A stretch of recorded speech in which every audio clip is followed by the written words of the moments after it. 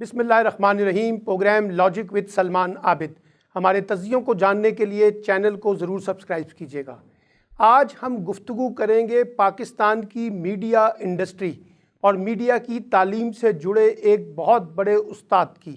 Doctor Mughees الدین شیخ، جو پچھلے دنوں اللہ تعالیٰ کو پیارے ہو گئے۔ ایک بہت بڑے استاد، اور بلکہ میں تو کہتا ہوں استادوں کے استاد۔ پاکستان کی میڈیا انڈسٹری میں بڑے بڑے نام ان کے شاگرد رہے ہیں،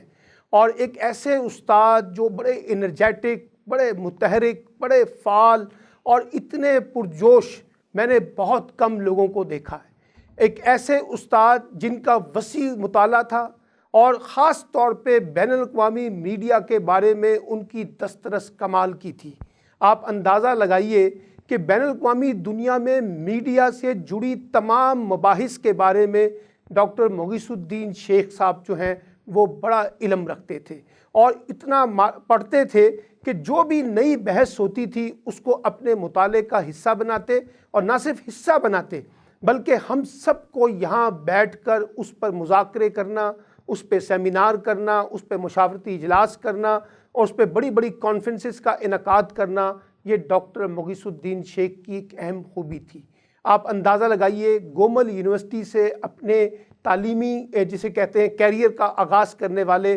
ڈاکٹر مغیث الدین شیخ صاحب بہت جلد پنجاب یونیورسٹی، پاکستان کی ایک بڑی جامعہ کے اندر وہ یہاں پر آتے ہیں، اور آ کر پھر یہاں پر جو تعلیم کے نئے نئے زاویے، نئی نئی جہتیں اور نئے نئے انداز روشناس کراتے ہیں۔ اور ڈاکٹر مغیث الدین شیخ نے 3 دہائیاں پنجاب یونیورسٹی کو دے دیں، اور یہاں سے بطور ڈین وہ یہاں سے ریٹائر ہوئے۔ آپ اندازہ لگائیے، یہ جو پنجاب یونیورسٹی تھی جو صرف شعبہ صحافت کے ایک ڈپارٹمنٹ کے نام سے جانی جاتی تھی، جسے پھر باقاعدہ ایک انسٹیٹیوٹ کا درجہ ڈاکٹر صاحب نے دیا، اور اس کو نہ صرف یہاں تک محدود رکھا، ریٹائرمنٹ کے باوجود بھی انہیں چین نہیں آیا۔ پھر وہ سپیریئر یونیورسٹی گئے، یونیورسٹی آف سینٹرل پنجاب گئے، UMT گئے، ہر جگہ پہ جا کے انہوں نے میڈیا اسکولز اور میڈیا انسٹیٹیوٹ بنائے۔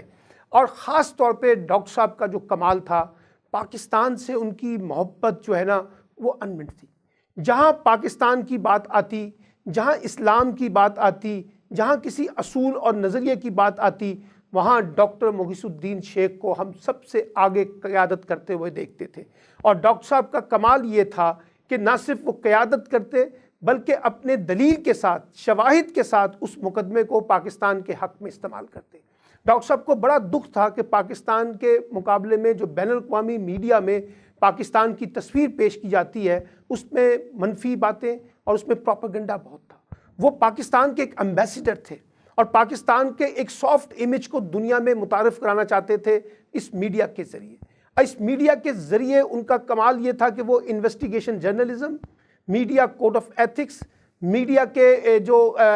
کوڈ آف کنڈکٹس، ان کے اوپر ان کی دسترس کمال کی تھی۔ اور نہ صرف پاکستان کے اندر بلکہ بین الاقوامی دنیا کے اندر بھی جو نئے میڈیا لاس بنتے تھے، نئے کوڈ آف کنڈکٹ بنتے تھے، اس تک ان کی رسائی تھی۔ اور ڈاکٹر صاحب کا ایک اور کمال یہ تھا کہ وہ نوجوانوں کو بہت پروموٹ کرتے تھے۔ آپ دیکھیے، کئی لڑکے اور لڑکیاں ڈاکٹر صاحب کی وجہ سے ایم فل اور PhD کی ڈگری تک پہنچتے ہیں، اور پھر وہ استاد بنتے ہیں۔ اور ڈاکٹر صاحب کا پھر یہ بھی کمال تھا کہ وہ بچوں کو اور بچیوں کو موٹیویٹ بہت کرتے تھے۔ ہر ایک کو کہتے تھے کہ تم یہ کام کر سکتے ہو، تمہیں ڈرنا نہیں ہے، تم کر سکتے ہو، تم کرو، میں تمہارے ساتھ کھڑا ہوں۔ اور اتنا ان کے اندر ایک جسے کہتے ہیں نا کام کرنے کا جنون تھا کہ ان کے بہت سے لوگ جو ان کے ساتھ کام کرتے تھے وہ ان کے مقابلے میں پیچھے رہ جاتے تھے۔ ہفتہ ہو، اتوار ہو، ڈاکٹر صاحب آپ کو کچھ نہ کچھ کرتے ہوئے نظر آتے تھے۔ کرکٹ کا بڑا ان کو شوق تھا، جہاں کرکٹ کا میچ ہوتا وہ ڈاکٹر صاحب کی دلچسپی بڑھ جاتی تھی۔ پاکستان کے بارے میں کہ پاکستان یہ میچ جیتے، وہ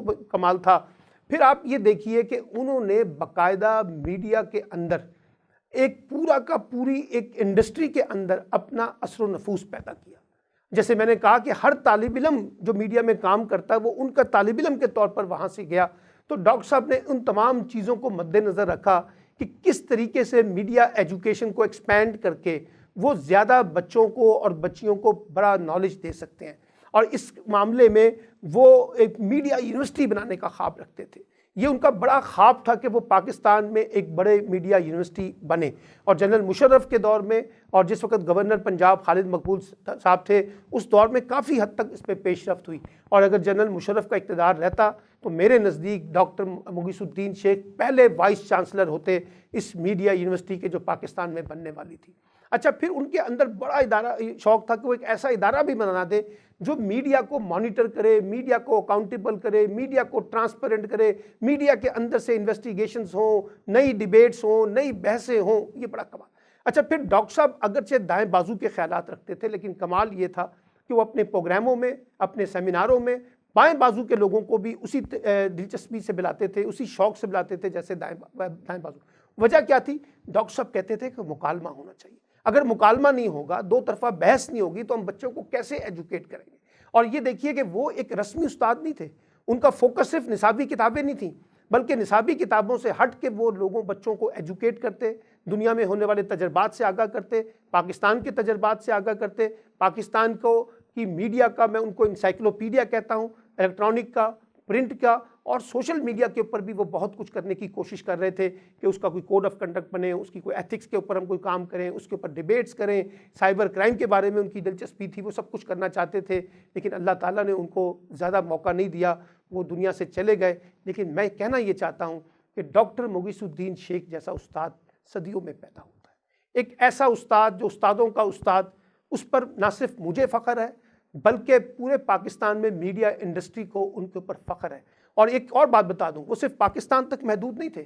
آپ جنوبی ایشیا کے کسی ملک میں چلے جائیں، عالمی دنیا میں چلے جائیں، وہاں کے بڑے بڑے پروفیسر جو ہیں، ایڈورڈ سعید، نوم چومسکی جیسے لوگوں کے ساتھ ان کا تذکرہ ہوتا تھا، کیونکہ وہ میڈیا کی نئی نئی جہتوں کے اوپر کمال عبور رکھتے تھے۔ تو ایسا شخص پاکستان کے اندر اس کا ہونا اور اس کا یہاں پہ موجود ہونا، اس سے ہم کتنا فائدہ اٹھا سکے، کتنا فائدہ نہیں اٹھا سکے، یہ ایک الگ بحث ہو سکتی ہے، لیکن میں گزارش یہ کرنا چاہتا ہوں حکومت پاکستان سے کہ ڈاکٹر مغیث الدین شیخ کی خدمات کے اعتراف میں انہیں پاکستان کے سب سے بڑے سول اعزاز سے نوازا جائے۔ وہ اس کے حقدار تھے، اگرچہ وہ اب دنیا میں نہیں رہے، لیکن ان کے شاگردوں کے، ان کے دوستوں کو یہ اعزاز ملنا چاہیے کہ ڈاکٹر مغیث الدین شیخ کو خدمات کو پاکستان میں اعتراف کیا گیا۔ وہ میرے مینٹر تھے، میرے دوست تھے، میرے استاد تھے، اور ہمارے ساتھ ان کی بڑی زبردست قسم کی دوستی تھی، اور وہ ہمارے ساتھ کافی شاپ میں بیٹھتے تھے، ناشتے کھانے میں ہر جگہ پر ان کی جو ہے نا مجلسی کریکٹر جو ہے وہ بہت کمال کا تھا۔ تو میری اللہ تعالیٰ سے دعا ہے